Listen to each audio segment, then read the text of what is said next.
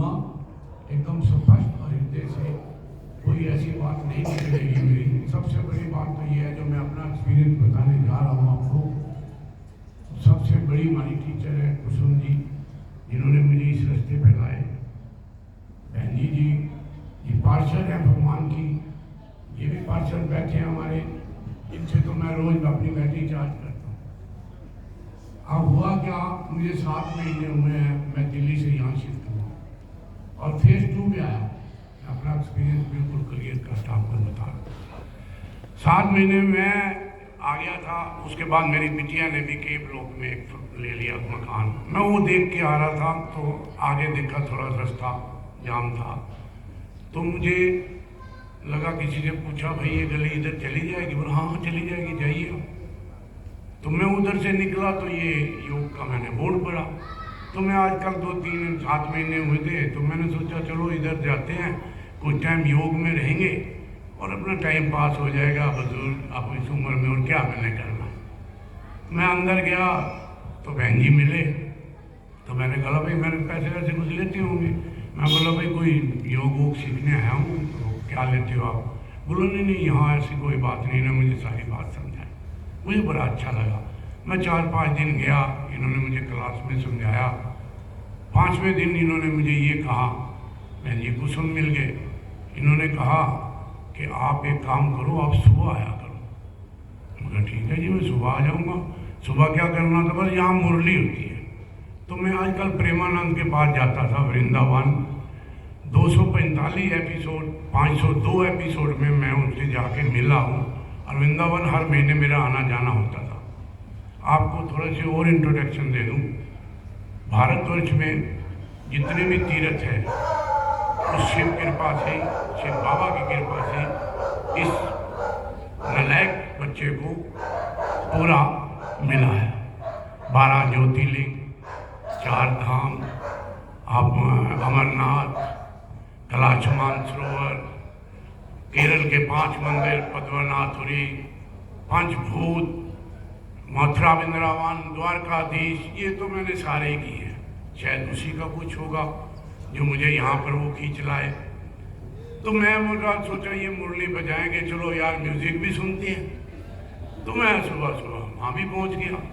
मगर अद्भुत, जो अपनी कल्पना नहीं कर सकता, उस मुरली में मैं जैसे बैठा, ज्ञान की ज्योत ऐसी जली मेरे अंदर, जिसको बातों से नहीं बताया जा सकता, अनुभव किया जाता है शरीर में। ये जो बैठी है देवी है, ये इतना तप और त्याग करती हैं, और मैं तो बड़ा खुश होता हूँ उस शिव बाबा पे, जिसने मेरे को यहाँ तक भेज दिया। मेरा वो भी वो था, उन्होंने भेजा मुझे, ऐसी जगह भेजा जहाँ मन के हृदय से इतनी खुशी मिलती है, जहाँ एक्सपीरियंस इतना अनुभव होता है। मधुबन का भी वो एक्सपीरियंस बता रही थी, मैं अपना बता देता हूँ। मधुबन में जब मैं गया तो बिटिया को मेरे को साथ लगाया, भाई बुजुर्ग हैं तेरा दिखा देना। मैं देखने चला गया, तो मैंने सोचा एक बाबा की छोटी सी फोटो भी मेरी लेके आना। हाँ ठीक है। मैं वहाँ गया, बाबा जी की दृष्टि में बैठा रहा। फिर मैंने सोचा, मैं वहाँ से पहले ना माता जी दादी माँ के यहाँ इन्होंने मेरे को ले गई, तो बोला ये दादी माँ, मैंने ठीक है। तो मेरा वहाँ मन ऐसा लगा कि यहाँ नहीं बैठा, ये गलती तो नहीं कर दी मैंने।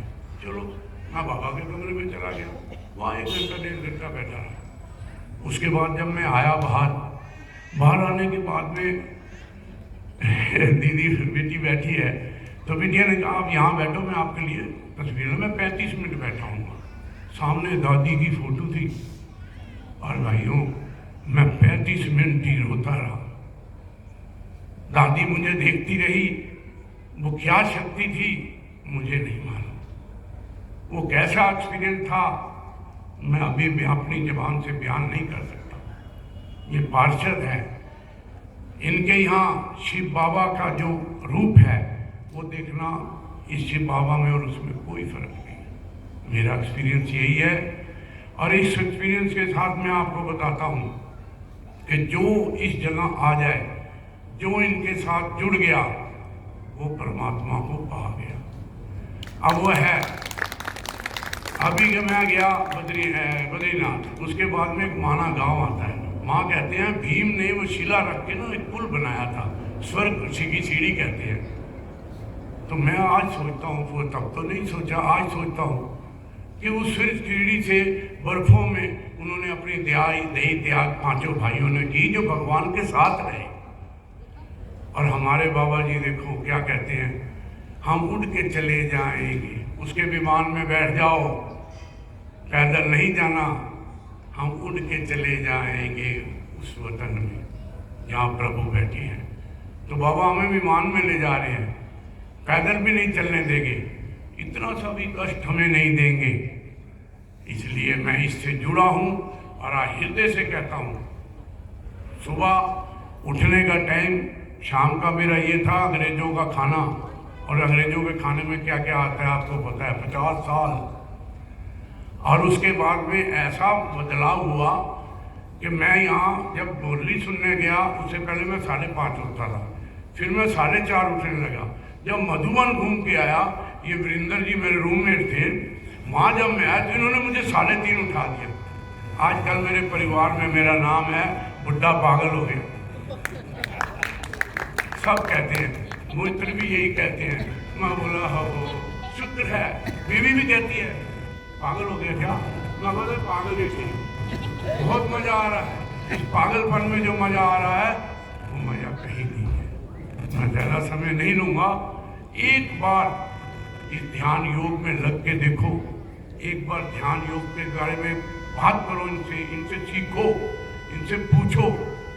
ये मुरली सुनाते ये भगवान को एक रास्ता दिखा रहे हैं। और मैं आपको क्या बताऊं, ये हमारी सती अनसुईया हैं जिन्होंने तीनों भगवानों को, ब्रह्मा विष्णु महेश को बालक बना दिया था। और तीनों घूमती रही फिर पीछे कि माता अब इनको वो तो कर दे, बड़ा तो होने दे। तो ये इतनी, और मुझे भी कहा जाता था वहाँ मत जाओ, वहाँ उनकी दृष्टि में इतना होता है कि वो एकदम बीवी को भी बहन कहलवा देती है। तो मैं बोला भाई ऐसा तो कोई मेरे को अनुभव हुआ नहीं, बाकी परमात्मा का अनुभव है यहाँ। मैं आप सबसे प्रार्थना करूँगा, ज़्यादा नहीं बोलूँगा।